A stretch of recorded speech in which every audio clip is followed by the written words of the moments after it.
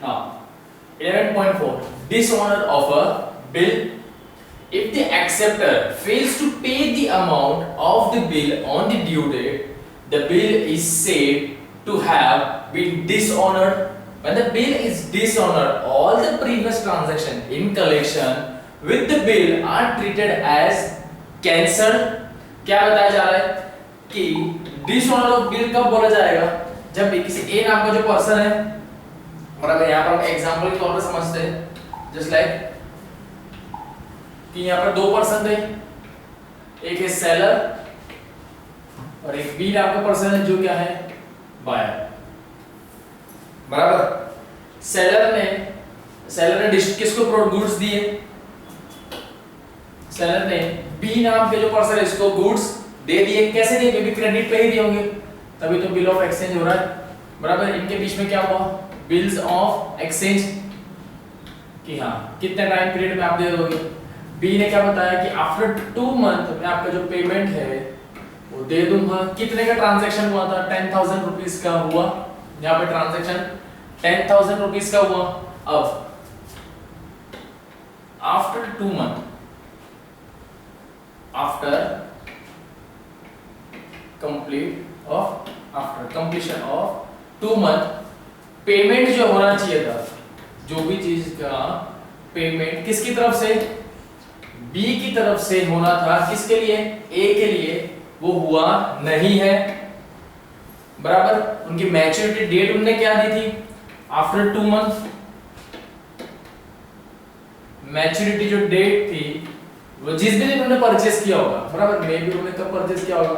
1/8/2020 को परचेस किया था, तो 1/10/2020 की डेट हो गई थी। ग्रेस पीरियड नहीं लगा रहा हूं मैं, ग्रेस डेज नहीं, यहां पर सिर्फ डेट बता रहा हूं। ये डेट थी, इस डेट तक उन्हें पेमेंट जो बी नाम का पर्सन है उसे कर देना था, लेकिन अनफॉर्चुनेटली हुआ नहीं है। जब भी आपका पेमेंट आपके मैच्योरिटी डेट पे नहीं होता है, तब उस ट्रांजैक्शन को क्या हो जाता है? डिसऑनर्ड कंसीडर कर दिया जाता है। क्या होता है? डिसऑनर्ड कंसीडर किया जाता है। क्या यहीं पर वही है?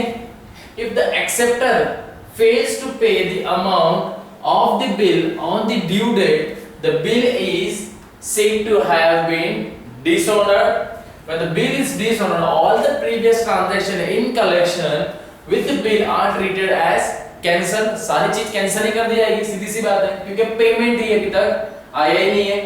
Hence, the acceptor is liable to the drawer. Clear? सीधी सी बात है।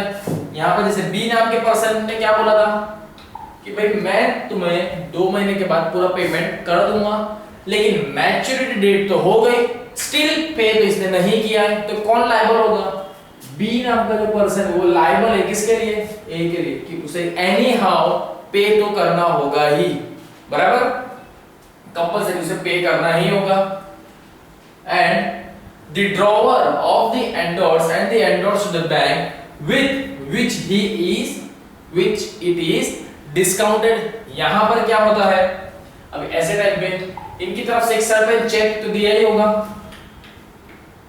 एक चेक दे दिया जाता है पार्टी को, जिसमें क्या बोला जाता है कि मैं तुमको जो डेट बता रहा हूं, इस पर्टिकुलर डेट पे बैंक में तुम इसे डिपॉजिट कर देना, या एक सेफ्टी के तौर पे एक चेक ले लिया जाता है। क्या होता है भैया, अगर इसने पैसा नहीं दिया, बराबर, अगर इसने पैसा नहीं दिया तो मैं ये चेक को क्या करूं? डायरेक्ट जो बैंक है उस बैंक में डिपॉजिट कर दूंगा। बैंक के पास से क्या आ जाएगा? पैसा आ जाएगा। बैंक के पास से क्या होगा? पैसा आएगा। देन बैंक किसके पास जाएगी?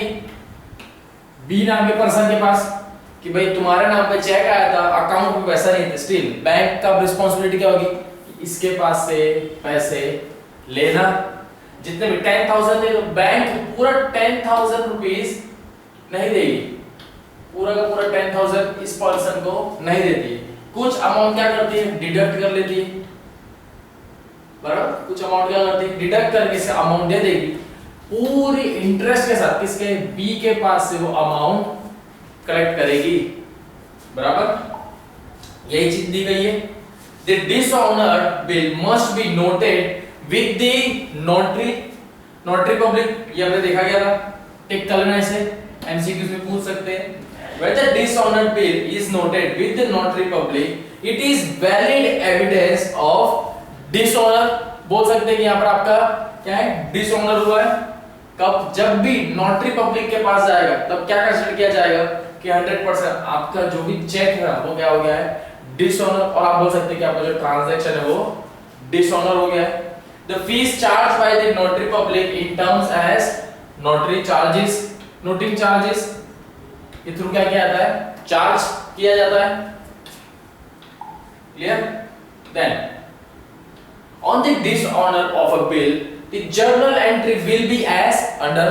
जब भी आपका डिसऑनर होगा, कब, आपके बिल पे, तब किस तरह की जर्नल एंट्री आएगी, किसके अंदर, ये ड्रॉवर के अंदर का बताया हुआ है ना। तो in the books of drawer लिख दिया गया है। नाउ फर्स्ट स्टेटमेंट दिया है, when the bill was retained by the drawer. Retain का मतलब क्या होता है, यू कैन से ऐसे कीप, मेंटेन, कीप हो गया है ना, मेंटेन, कंट्रोल, स्टोर, ठीक है, और भी बहुत सारे वर्ड्स आते हैं, आप देख सकते हैं। क्लियर? कीप याद रखना सेफ, या रिटेन ही याद रखो, अच्छा रहेगा। When the bill was retained by the drawer and dishonored and noting charges are paid, किसको पे करने होंगे ये सारे? If अगर वो डिसऑनर हो जाता है तो ड्रॉई मींस यहाँ पर हमारा ड्रॉई कौन था, अभी हमने एग्जांपल में जैसे कहा ए और बी, कौन है ड्रॉई, बी को कंपलसरी वो चीज पे करनी होगी। बीज account to bills receivable account, account to cash account. Clear? इस तरीके से जाएगी। Being bills receivable dishonour on the due date and noting charges are paid. बराबर, किसके नोटिंग चार्जेस पे करने पड़ रहे, क्यों, क्योंकि आपका बिल जो है वो डिसऑनर हो गया है, इसीलिए। Now when the bill was endorsed and dishonored and noting charges are paid by endorsee, entry क्या आएगी, drawee to endorsee account, drawee to endorsee account. being bills received from drawing and endorsed is dishonor, noting charges amount यहाँ पर जो specify करेंगे आप, दिया हुआ column. Same इसी तरीके से नरेशन जो है वो सेम ऐसे ही आने चाहिए। Clear? Then when the bill was discounted with the bank and dishonored and bank paid noting charges to whom? To the drawee, the drawee's account। ये हम किसमें, यहाँ पर हम क्या लिख रहे हैं, ये ड्रॉवर का अकाउंट जो उसको मेंटेन कर रहे हैं। अगर इस तरह का सिनेरियो आएगा तो क्या होगा, ड्रॉई अकाउंट, उस पर्सन का नाम, टू बैंक, भाई तो बैंक में जाके तुम वो लायबल तो पे करना होगा। Clear? Being discounted bill is dishonoured and noting charges being, यहाँ पे आपकी certain amount. When the bill was sent to bank for collection and dishonoured and bank paid noting charges, बराबर क्या आएगा, ड्रॉई। सब चीज में पे कौन करेगा, ड्रॉई को ही करना पड़ेगा। Drawee's account debit to bill sent for collection. Clear? To bill sent for collection to bank, बराबर to bank account, to bank account. being bills receivable sent to bank for collection is dishonored and noting charges rupees so and so paid by the bank। किसके behalf पे, ड्रॉई के behalf पे किसने पे किए, bank ने पे किए, तो बैंक वापस कलेक्ट तो करेगी वही अमाउंट, है ना, क्योंकि ड्रॉवर को बैंक ने वो अमाउंट तो दे दी जितने का चेक उसने डिपॉजिट किया। अब ये अमाउंट किसके पास से, ड्रॉई के पास से वो वसूल करेंगे या ले ली जाएगी ना उनके पास से, तो बराबर, क्योंकि उनके ड्रॉई के बिहाफ पे बैंक ने दे दिया payment. Then in the books of drawee the journal entry will be under in all the four conditions. बराबर, जो आपको चारों कंडीशन दिए सेम इस तरह से किसमें आएगी, ड्रॉई के अंदर भी यही आएगी। चेंज क्या हो जाएगा, ड्रॉवर आ जाएगा। Like bills payable, noting charges, debit to drawer's credit account, being bills payable dishonored and noting charges are rupees so and so. Clear? Now 11.5 renewal of bill. If the acceptor find it difficult to honor the bill on the due date, he can request the drawer on the holder of the bill to substitute the old bill with a new one, that is to extend the period of the bill. यहाँ पर अभी समझो क्या बताया जा रहा है आपको। जैसे ये एक सिनेरियो था जिसमें A और B हमारे सेलर थे, है ना। बहुत से टाइम पे क्या होता है कि जो पर्सन है, जो सेलर है, and the person who buy the product is the buyer. हमारे दो पर्सन है। यहाँ वाले पर्सन ने कौन सी डेट पर ट्रांजैक्शन किया था? 1/8/2020 को किया था, बराबर। सेम ट्रांजैक्शन ये भी वही टाइम पे हुआ होगा, लेकिन पेमेंट का कब बोला है? After 1 month, that means 1/9/2020। But any how, लेकिन जैसे टाइम जाता जा रहा है धीरे धीरे धीरे, तब बायर को क्या लगा कि मे बी मैं इस डेट तक तो जो भी पेमेंट है मुझे करना है, क्या है, जो भी मुझे सर्टेन अमाउंट का पेमेंट है जो सेलर को करना है, मे बी वो इस डेट तक तो नहीं हो पाएगा। तो ऐसे टाइम पे बायर जो है वो क्या बोलता है सेलर को कि एक काम करो, एक न्यू बिल जनरेट कर दो और ओल्ड वाला जो बिल है उसे कैंसिल कर दो। अब आप बोलोगे सर ऐसा क्यों कर रहा है? कि ऐसा इसलिए कर रहा है क्योंकि जो ओल्ड बिल था उस पे डेट कौन सी है? 1/9/2020। इफ अगर ये मैच्योर डेट से आगे चले गए तो आपका बिल डिसऑनर हो जाएगा, बराबर। तो डिसऑनर ना हो, क्योंकि डिसऑनर हो गया तो नोटरी चार्जेस लग जाएंगे आप पे। तो ये चीज ना हो, इसके लिए क्या करता है वो पर्सन सेलर को बोलता है कि आप एक न्यू बिल जनरेट कर दो, क्योंकि न्यू बिल जनरेट होगा तो आपको न्यू डेट मिल जाएगी, दैट मींस और कुछ टाइम पीरियड मिल जाएगा आपको, आपकी सामने वाले पर्सन को पेमेंट करने के लिए कुछ और टाइम मिल जाएगा। सीधी सी बात है, अगर इस तरीके से करना होता तो लोग तो कितना आगे बढ़ते चले जाते। इसके लिए यहां पर क्या होता है, कुछ certain amount of interest is to be charged from the drawee। तो सर्टेन अमाउंट का इंटरेस्ट चार्ज किया जाता है किसके पास से? ड्रॉई के पास से, है ना। जो हमारा ड्रॉई है, ड्रॉई के पास से क्या तो सर्टेन अमाउंट का इंटरेस्ट चार्ज किया जाता है। अगर ये इंटरेस्ट मैं अगर चार्ज नहीं करूंगा ना, इस जगह पर अगर इंटरेस्ट नहीं आएगा तो बायर क्या करता रहेगा, ये ड्रॉई क्या करता रहेगा, वो बिल आगे ही बढ़ाता चला जाएगा, बराबर। तो ऐसे तो ना हमें पेमेंट मिल पाएगा ना कुछ, बराबर। एक लिमिट होती है, तो इसलिए उसके सामने क्या इंटरेस्ट रेट बढ़ाते जाएंगे। किसके लिए? ड्रॉई के सामने। सेलर न्यू बिल जनरेट करेगा बिल्कुल, लेकिन उसके साथ में क्या करेगा, कुछ परसेंट का इंटरेस्ट भी चार्ज करेगा। डिपेंड करता है सेलर पे कि वो परसेंट बेस पे जाए या कोई भी लमसम एक अमाउंट जनरेट कर दे कि भाई 500 रुपीस या whatever so and so, depend करता है, इनके रिलेशन में भी डिपेंड करेगा। या उस अमाउंट का कुछ परसेंट निकाल देगा कि भाई 10,000 की तुम्हारी पेमेंट था, अगर तुमको न्यू बिल में जनरेट करके दूं तो 10% आपको एक्स्ट्रा देना पड़ेगा। किसका 10%? 10,000 का। दैट मींस इन फ्यूचर बाद में उनको कितना देना होगा? क्लियर? कितना देना होगा? 11,000 रुपए देना होगा। डेट आपकी आगे जा चुकी है। इसमें फायदा दोनों तरफ होना चाहिए ना। बायर को फायदा हो गया कि भाई उसका बिल अब डिसऑर्डर नहीं होगा, सही डेट पे मिल गया, थोड़ा टाइम पीरियड मिल गया, तो सेम सेलर भी तो अपना फायदा निकालेगा। तो सेलर किस तरीके से निकाल रहा है, वो जो डेट है उस चीज को आगे बढ़ा देता है, बराबर। जिससे क्या होगा फायदा? एक्स्ट्रा इनकम, सिर्फ चार्जेस पे करने, इंटरेस्ट आपको दिखाना होगा, सेम इंटरेस्ट आप दिखाएंगे। क्लियर? न्यू डेट तो दी ही जाती है हर बार, लेकिन एक लिमिट होती है, बार बार नहीं दी जाएगी। जब न्यू डेट कब दी जाएगी, जब न्यू बिल जनरेट किया जाएगा। न्यू बिल जनरेट कब किया जाएगा, जब ओल्ड बिल को आप कैंसिल कर दोगे तब ही क्या होगा, न्यू बिल जनरेट होगा।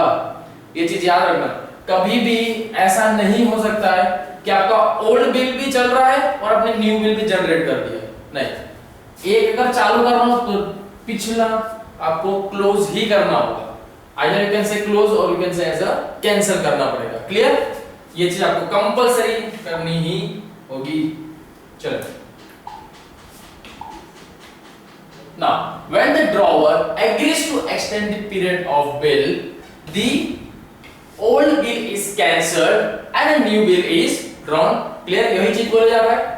When the old bill is cancelled, it is treated as dishonor. याद रखना, जब भी आपका पुराना बिल कैंसिल हो उसको क्या ट्रीट किया जाता है, एज अ डिसऑनर कंसीडर करते हैं। कौन, ड्रॉवर कंसीडर करता है कि ये मे बी डिसऑनर हो गया है। ड्रॉई will be charged with interest for the extend period. ड्रॉई को किस चीज में चार्ज किया जाता है, एक्स्ट्रा क्यों पेमेंट चार्ज किया जा रहा है, क्योंकि भाई आपका जो पीरियड है वो एक्सटेंड कर दिया गया है, ठीक है। अब आप थोड़ा और लंबे टाइम के बाद पेमेंट कर सकते हो, उसके रिगार्डिंग क्या किया है, इंटरेस्ट चार्ज किया गया है। If interest is not paid in cash, the new bill amount will be included interest also. That means जैसे आपको अमाउंट यहाँ पर क्या दी गई थी, 1000 रुपीज, 10,000, 10% इंटरेस्ट देना कितना था, बाद में 11,000। अगर वो वाला पर्सन सामने क्या कर देता है, अगर वो इंटरेस्ट की जो अमाउंट है, अगर इंटरेस्ट की जो अमाउंट है जो उसको एक्स्ट्रा पे करना हो रहा है, एक्स्ट्रा कितना पे करना पड़ रहा है, 1000 रुपीज, एक्स्ट्रा कितना पे करना पड़ रहा है, 1000 रुपीज। तो वो अगर पहले ही जब न्यू बिल जनरेट हो रहा है, अगर वो तभी 1000 रुपीज दे देता है, तब उसको कितना देना होगा, से 10,000। अगर वो उस टाइम पे जब न्यू बिल जनरेट हो रहा है तब क्या बोलता है कि अभी मैं इंटरेस्ट अमाउंट पे नहीं कर पाऊंगा, तब ये 1000 रुपीज किस में ऐड कर दिया जाता है, उसे जो एक्चुअल अमाउंट देनी होती है उसके अंदर। दैट मींस अमाउंट कितनी पे करनी थी, 10,000, उस पे उसको इंटरेस्ट कितना चार्ज हुआ, 1000 रुपीज। दैट मींस अब वो टोटल कितने अमाउंट देगा आपको, 11,000 रुपीज देगा, बराबर। इस तरीके से भी किया जाता है। इन शॉर्ट एनी हाउ आपको कैसे भी अपना पैसा तो नहीं जाने देना है, बराबर। चलो, if therefore the cancellation of existing bill and drawing a new bill in its place to allow more times to the acceptor is known as renewal of bill, बराबर। renewal of bill की आपको यहाँ पे definition मिल गई है, किसे बोला जाता है। On renewal of a bill the entries will be as under. Renewal bill की एंट्री मेनली किस तरीके से होती है, ये देख लो, कुछ इस तरीके से रिन्यूअल ऑफ बिल की एंट्री होती है इन the books of drawer and in the books of ड्रॉई। ड्रॉई क्या आएगा, ड्रॉवर के अंदर ड्रॉई के नाम से आएगी एंट्री, तो किस तरीके से आएगी, ड्रॉइज अकाउंट। यहाँ पर कहीं भी अकाउंट लिखा गया नहीं है, आप सब लोग अकाउंट लिखेंगे क्योंकि ये सारी चीज हम जर्नल एंट्री में लिखते हैं, एंड जर्नल एंट्री में कंपलसरी अकाउंट वर्ड आएगा ही।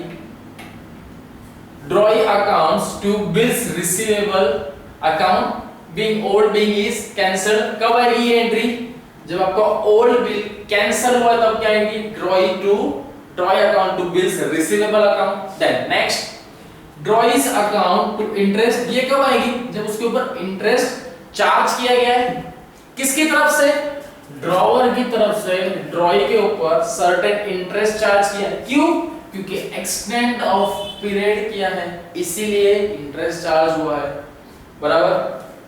Then bills receivable account to drawee account being a new bill received from drawee including the interest, बराबर।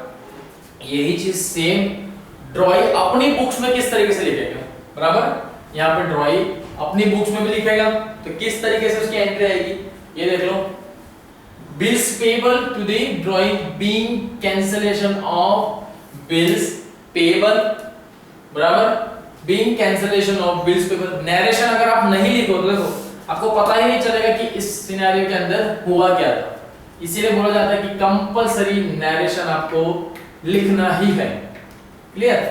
नेक्स्ट स्टेप क्या आएगी, जब आपको इंटरेस्ट चार्ज किया गया, कब होगा, जब भी आप अपना पीरियड एक्सटेंड करेंगे तब इंटरेस्ट चार्ज होगा। क्लियर। उसके अंदर ड्रॉइंग अपनी बुक्स में एंट्री करेगा that interest account to drawer's account, interest charge हुआ है, being interest due to drawer for the extend period. Now next, drawer to bills payable amount being a new bill issued for the amount plus interest। क्या बोला गया है, plus interest। that means sentence narration बता दिया है कि new bill हमारा generate तो किया लेकिन उसके अंदर हमें एक पर्टिकुलर अमाउंट का इंटरेस्ट भी पे करना ही होगा, इसलिए बताया प्लस इंटरेस्ट। क्लियर। एक आप जब आप अगर अमाउंट पहले पे कर देते हो तो आपका प्लस में इफेक्ट नहीं आएगी, नहीं करते हो तो दोनों कंबाइन करके पे करना होगा। क्लियर। चलो यही चीज को थोड़ा ब्रीफ में इलस्ट्रेशन के पॉइंट ऑफ व्यू से पढ़ लिया जाए। नाउ इलस्ट्रेशन नंबर 2 आपको दिया हुआ है, रीड आउट कर लो। A goods, A good sold to B, यहां पर हमारे दो पार्टी दे दी गई है, ए नाम का पर्सन एंड बी नाम का पर्सन दो है। A sold goods to B of rupees 10,000 and drew a bill on him for the same amount। Same amount means 10,000 की ही अमाउंट का बिल उन्हें दिया। क्या बोला गया है, for 3 month, 3 मंथ में उन्हें पेमेंट करना है। Before the due date B request, यहाँ पर आपको देखो एक चीज है, आपको डेट नहीं बताई गई है कि जो भी पर्टिकुलर डेट पे ट्रांजैक्शन हुआ था, आपको यहाँ पे डेट स्पेसिफाई ही नहीं करी कि कौन से दिन ट्रांजैक्शन हुआ, क्या हुआ। हाँ, सिर्फ इतना बता दिया गया है कि कितने मंथ, 3 मंथ का टाइम पीरियड दिया है किसको, बी को, कि भाई तुम इतने टाइम पे पे कर देना। अभी व्हाटएवर उनकी जो डेट थी 3 मंथ कंप्लीट होने से पहले ही यहां पर बी ने क्या की, एक रिक्वेस्ट की है ए से, किस चीज के regarding, to cancel the bill to accept 3000 as a part of payment and drew a fresh bill on him। Clear. क्या बताया कि भाई मेरे पास पेमेंट कितना करना था, 10,000 रुपीस का, बराबर।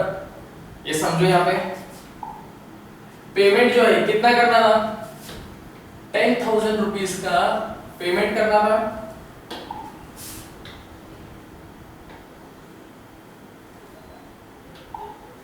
यहां पे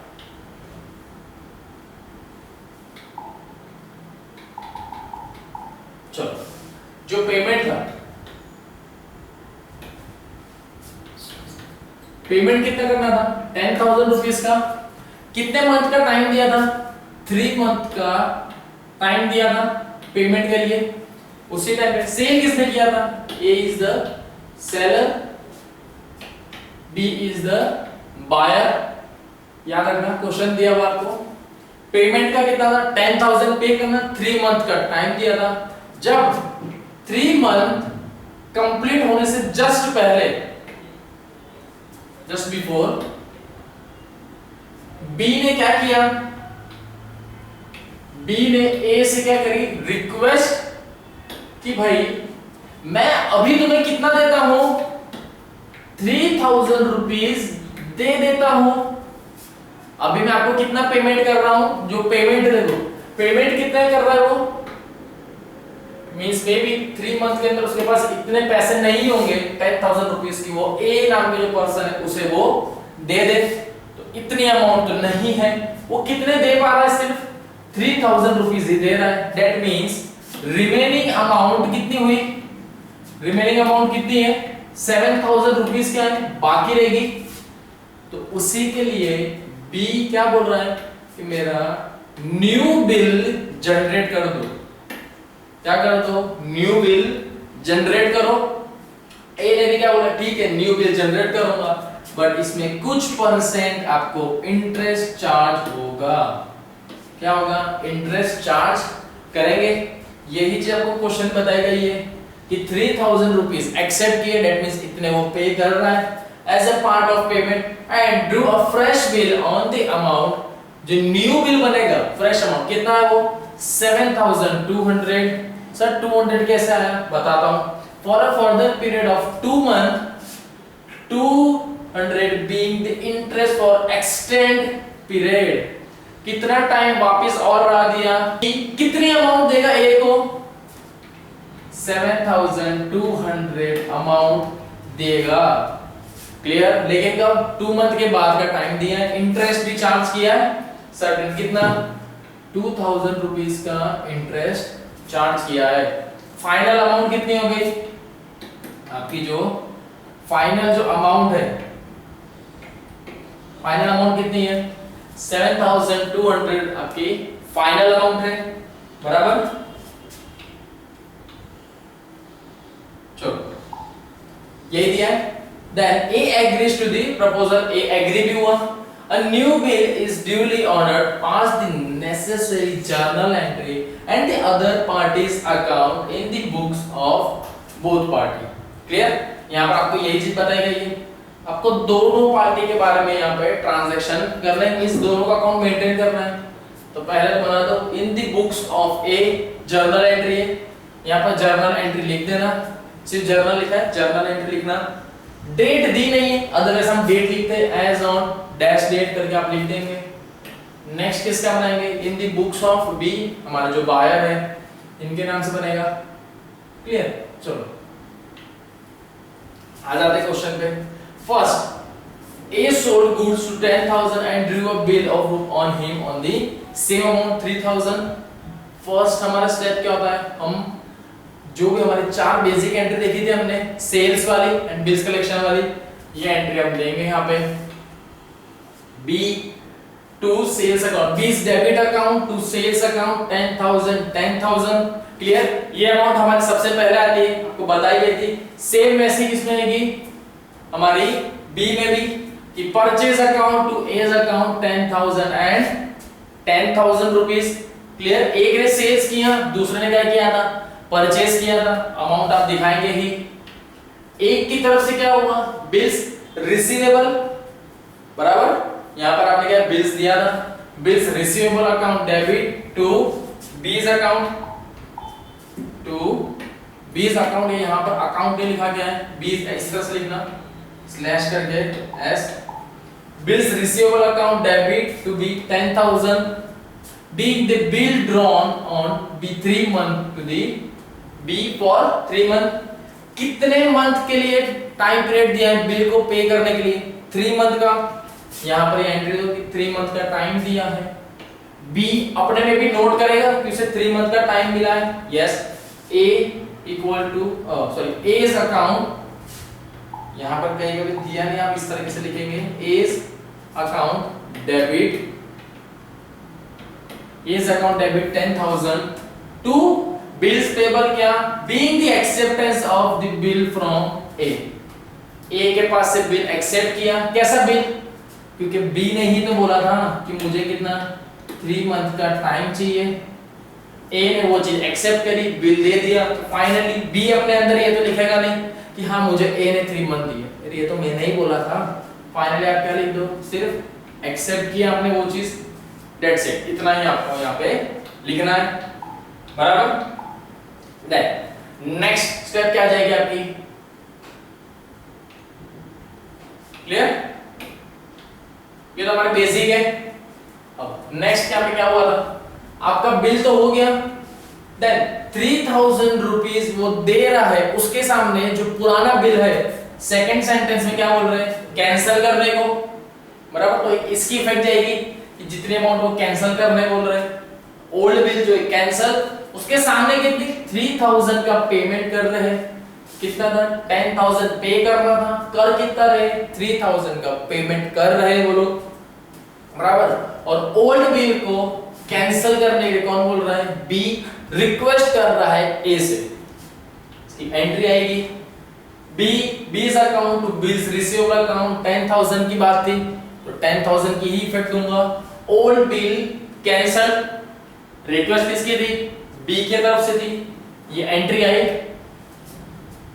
same bills payable to A's account 10,000, being the bill cancel for renewable. क्या किया यहाँ पे इन्होंने? सेम 10,000 को नील कर दिया पूरा, कोई इफेक्ट ही नहीं आई। कैसे इफेक्ट? क्योंकि उन्होंने जो पुराना बिल था उसको कैंसिल कर दिया, इसीलिए अगेन दूसरी बार भी उसकी इफेक्ट दी है, बराबर। Being the bill cancel for renewable, बराबर। चलो नेक्स्ट क्या होगा? बीइंग द कैश रिसीव्ड, यहां पर उसका बिल तो कैंसिल किया। नेक्स्ट स्टेप क्या है कि भाई 3,000 रुपीज आपने एक्सेप्ट किए। 3,000 रुपीज किसने दिए? बी ने दिए ना। किसको? ए को। चलो तो ये लिखो यहाँ पे, being cash and bank account debit to B's account, बराबर। 3,000 आपके पास क्या आया? पैसे आए। देखो यहाँ पे कैश और बैंक लिखा गया है। क्या लिखा गया है? Cash and bank. क्यों कैश एंड बैंक? कि आपको पैसे तो आपने एक्सेप्ट करे हैं, लेकिन वो कौन से मोड से आया वो नहीं बताया ना। यहाँ पे कैश स्पेसिफाई किया गया है ना बैंक के थ्रू स्पेसिफाई किया है, तो इसीलिए आप वैसे टाइम पे क्या लिखोगे? Cash and bank, cash slash bank account debit.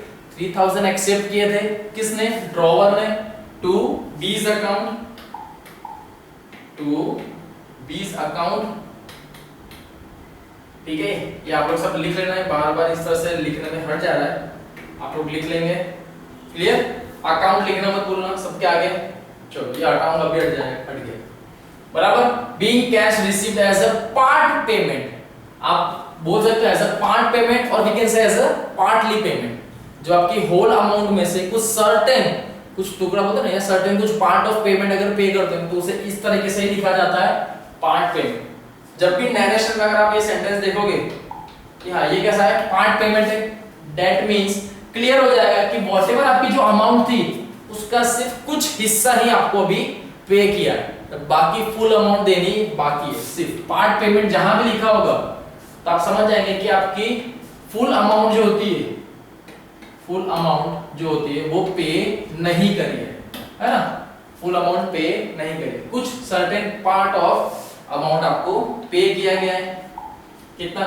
3,000 हमने रिसीव किया है, मींस ड्रॉवर ने, तो ड्रॉई के पास से पैसे गए, उसकी भी वो एंट्री करेगा।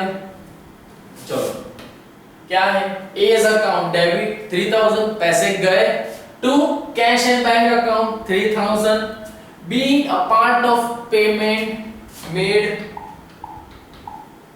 इज पेड, बराबर, is paid. Clear? Now next, इतना आपने पे किया, इसके ऊपर क्या कर रहे हैं? बिल तो कैंसिल हुआ, आपको certain amount of interest charge किया जा रहा है। कितना है आपको इंटरेस्ट चार्ज हो रहा है? स्टेप बाय स्टेप बताएंगे। 3,000 दे दिया, बचे कितने? 7,000, लेकिन बिल को क्या बोला है कि आगे बढ़ा दो, तो उसके लिए ए नाम का पर्सन क्या कर रहा है? इंटरेस्ट चार्ज कर रहा है। 200 रुपीस का इंटरेस्ट चार्ज हो रहा है, इनके ऊपर 200 रुपीस का इंटरेस्ट चार्ज किया जा रहा है, तो इसकी एंट्री आएगी, B's account debit to interest account 200 rupees, being the interest charged on the extend period। Narration में आपको पूरा क्लियर बताना है कि क्यों ऐसे एंट्री आई, क्योंकि इनके ऊपर इंटरेस्ट चार्ज हो रहा है, इसीलिए 200 रुपीस लिखे गए और ये एंट्री आई। किसके ऊपर? बी के ऊपर चार्ज हो रहा है, तो सेम यही जनरल एंट्री कौन? बी अपने अकाउंट में भी लिखेगा कि 200 उस पे चार्ज हो रहे हैं। कैसे? Interest account debit to B A's account 200, being interest payable to A for the extension of period, बराबर। B ने क्या लिखा है कि भाई मुझे 200 रुपए देने होंगे, किसको? A को। क्यों देने होंगे? क्योंकि मैंने टाइम पीरियड एक्सटेंड कर दिया है, इसलिए मुझे 200 रुपीज उसका इंटरेस्ट देना होगा। क्लियर? ना अब यहाँ पे नेक्स्ट क्वेश्चन क्या आता है कि फाइन, चलो तुमने 3,000 दे दिए, 10,000 की अमाउंट थी, तो फाइनल कितना हुए 7,000 रुपीज प्लस तुम्हें और क्या देना है, इंटरेस्ट भी देना है। तो कितनी अमाउंट ड्रॉवर अपनी बुक में लिखेगा कि अब मुझे कितनी अमाउंट ड्रॉई के पास से लेनी है। सेम ड्रॉई भी क्या करेगा, अपनी बुक्स में लिखेगा कि मुझे कितनी अमाउंट अब ड्रॉवर को देनी है। चलो इस तरीके से आएगा। Same bills receivable account to B's account 7,200 being a new bill drawn for the balance plus interest। Clear, ये चीज जाएगी वहां पे। सेम यही इफेक्ट कौन लिखेगा, बी भी अपनी बुक में लिखेगा। A is to bills payable account 7,200 इतना पे करना था। चलो being the acceptance of a new bill for the balance plus next क्या होगा, स्टेप उन्हें लिख दिए कि इतनी अमाउंट पे करनी थी। अब नेक्स्ट स्टेप किसकी आएगी, अब बी की बारी होगी ना कि अब उसे पेमेंट ए को करना है। तो एंट्री इधर आएगी, bills payable account debit to cash and bank. कितना पे करना था 7,200 पे कर दिया है 7,200। being the new bill honored by the payment कर दिया। ड्रॉवर अपनी बुक्स में भी लिखेगा कि उसे पेमेंट आ गया है। Cash and bank account debit to bills receivable being the new bill honored rupees 7,200। Clear, क्या आपकी जर्नल एंट्री कंप्लीट हुई इस तरीके से? क्लियर ना।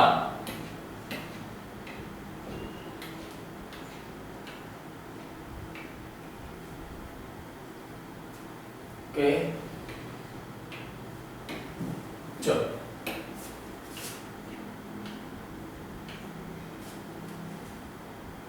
अब यहां पर क्या किया गया है, सिर्फ आपको उनके लेजर पोस्टिंग करनी है और कुछ नहीं। क्या करना है, हर एक चीज की लेजर पोस्टिंग करते जाना है, बराबर। चलो एक मिनट रुकना, एक मिनट यहां मैं देख लेता हूं। जर्नल ऑफ ए की बनाई थी तो उसके अंदर बी का ही लेजर बनेगा। सो ऑब्वियस सी बात है ये तो, है ना, क्योंकि हम किसका ए तो हम खुद ही, समझ लो आप ए तो खुद ही हो, तो क्या आप खुद के नाम का लेजर बनाओगे? नहीं, सामने वाले पर्सन का बनाओगे ना। तो इसीलिए ए की बुक में किसका लेजर बनेगा, बी का अकाउंट बनेगा। और सेम वैसा ही बी की बुक्स में वो खुद का तो बनाएगा नहीं, किसका बनाएगा, ए का लेजर प्रिपेयर करेगा। क्लियर, चलो सेम वैसे इधर आ जाओ। अब इस तरीके से कर लेते हैं। चलो लेजर पोस्टिंग करना है जर्नल में से, बहुत अच्छे से आता है, हमने प्रीवियस चैप्टर में सीख चुके हैं। कैसा था, बी टू सेल्स कहां पर है, क्रेडिट कहां पर आ जाएगा, डेबिट साइड पे।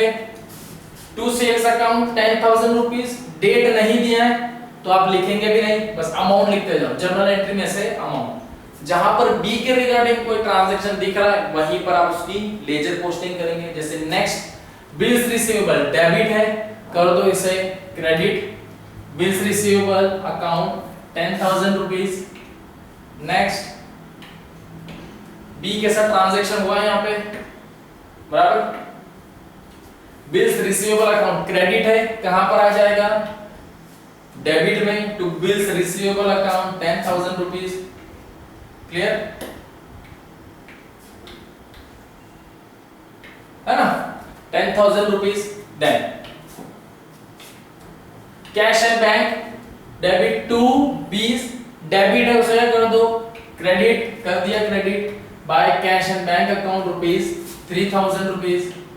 Clear, then B's to interest कितना पे करना था बी को, 200 रुपीज एक्स्ट्रा पे करना है, बराबर। जो क्रेडिट है इसे क्या कर दो डेबिट टू इंटरेस्ट कितना था 200 रुपीज का ना। Then bills receivable account debit to B's account credit 7,200, debit है, वापस कहां आ जाएगा, क्रेडिट साइड पे। किधर आएगा, credit side by bills receivable account 7,200 rupees. यहां पर आपका ये चीज कंप्लीट। टोटल करो इनका, टोटल करने कितना आएगा 10,000 10 20 22,000 ये आ गया 20,200, सेम अमाउंट यहाँ पर जाएगी। देख लो कौन सी अमाउंट सेम है, मोस्ट प्रोबेबली दो, जब भी आपका ट्रांजैक्शन कंप्लीट हो जाएगा दैट मींस आपकी अमाउंट सेम ही आनी चाहिए, बराबर। इफ अगर ट्रांजैक्शन कंप्लीट हो गया है तो अमाउंट सेम आएगी, नहीं आ रही तो दैट मींस कहीं ना कहीं गलत कर दिया गया है, बराबर। चलो अब किसके आ जाते हैं, बी की बुक्स पे आ जाते हैं।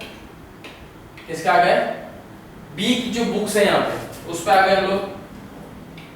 बी ने अपनी जो बुक प्रिपेयर करी हुई तो उसके अंदर लेजर किसका प्रिपेयर होगा, ए का प्रिपेयर होगा, बराबर। लेजर किसका होगा, ए का अकाउंट प्रिपेयर होगा। सेम डेबिट क्रेडिट इसी तरीके से बनाएंगे। चलिए first purchase account debit to A's account, तो ए के अकाउंट में क्या आ जाएगा, डेबिट है तो कहां आएगा, क्रेडिट साइड पे purchase by purchase account 10,000 rupees. Then next A's account debit 10,000 to bills payable account 10,000, credit है कहां कर देंगे, डेबिट साइड पे to bills payable amount 10,000 rupees. Clear, credit debit debit credit अच्छे से याद है ये तो हमें। चलो नहीं याद तो याद करना फिर से। बिल्स पेबल अकाउंट डेबिट 10,000 था, एक अकाउंट है ही तो जो डेबिट है उससे कहा जाएंगे, जल्दी से बोल दो, credit side by bills payable account debit, credit side पे 10,000 की इफेक्ट आई। Next A's account debit to cash and bank 3,000, जो क्रेडिट है इसे कर दो debit cash and bank to bank भी चलेगा, यहाँ पे आप कैश एंड बैंक भी कर सकते हो, स्लैश करके कैश अकाउंट इस तरीके से कर दो, क्योंकि जैसा आप जर्नल एंट्री में लिख रहे हो ना सेम वैसा ही यहाँ पे आप बुक्स में भी लिखोगे है, बराबर।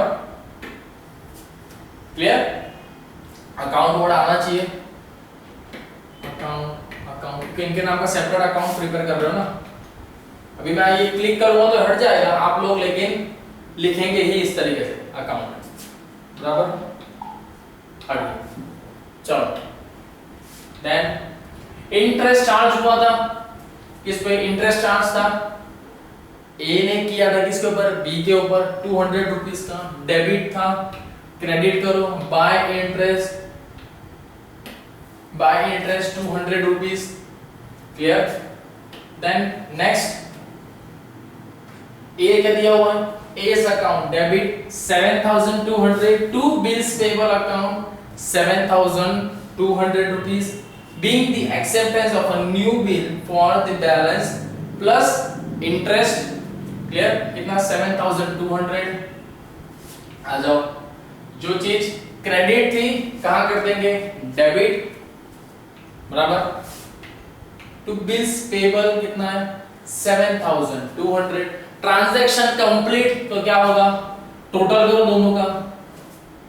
इफ अगर ट्रांजैक्शन कंप्लीट हुआ, फिर से बोल रहा हूं, अगर ट्रांजैक्शन आपका पूरा कंप्लीट हो गया, आपने प्रोडक्ट दिया, पेमेंट आ गया, दैट्स इट, पूरा हो गया, तो टोटल जो होगा डेबिट क्रेडिट का वो हमेशा इक्वल ही आएगा टू 20,200 20,200 आपकी अमाउंट आई, बराबर। यही चीज ए का जो अकाउंट आया, क्योंकि ट्रांजैक्शन आपने ए के साथ ही किया था और बी के अंदर ए ने ट्रांजैक्शन बी से किया था, तो दोनों का जो टोटल है ये हमेशा कैसा आना चाहिए, सेम ही आना चाहिए, बराबर, क्योंकि ये दोनों के ट्रांजैक्शन सेपरेट एक दूसरे से ही हुए थे, तो इनका जो टोटल है वो अमाउंट भी सेम ही आना चाहिए।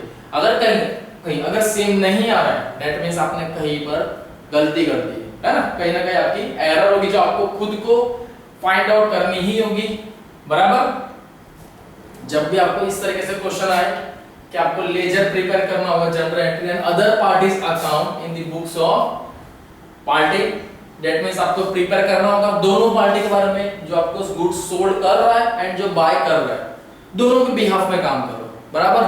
क्योंकि आपको पता नहीं है इन फ्यूचर आप भी कहीं ना कहीं पे जॉब करोगे, एज अ अकाउंटेंट कहीं जॉब करोगे, तो आपको दोनों ट्रांजैक्शन देखने होंगे कि कि आप एक साइड बाय कर रहे हो, कुछ खरीद रहे हो, तब आप जो बी पर्सन है उसकी बुक्स मेंटेन करोगे। बाद में आप कुछ बेच रहोगे, सेल तो होगा ना, लोग खरीद क्या करेंगे, सेल भी करेंगे, क्लियर। तब आप ए नाम के पर्सन यहाँ पे होंगे, तो आपको वो जर्नल एंट्री भी आनी चाहिए। इसीलिए यहाँ पे आपको दोनों जर्नल एंट्री सिखाई जा रही है। साथ साथ में जो आपको पर्सन है, क्योंकि क्रेडिट ट्रांजैक्शन है, इसीलिए हम क्या कर रहे हैं, उसका एक लेजर भी प्रिपेयर कर रहे हैं, ताकि साथ साथ लेजर के अंदर उसकी सेपरेट एंट्री भी देते जाए, बराबर।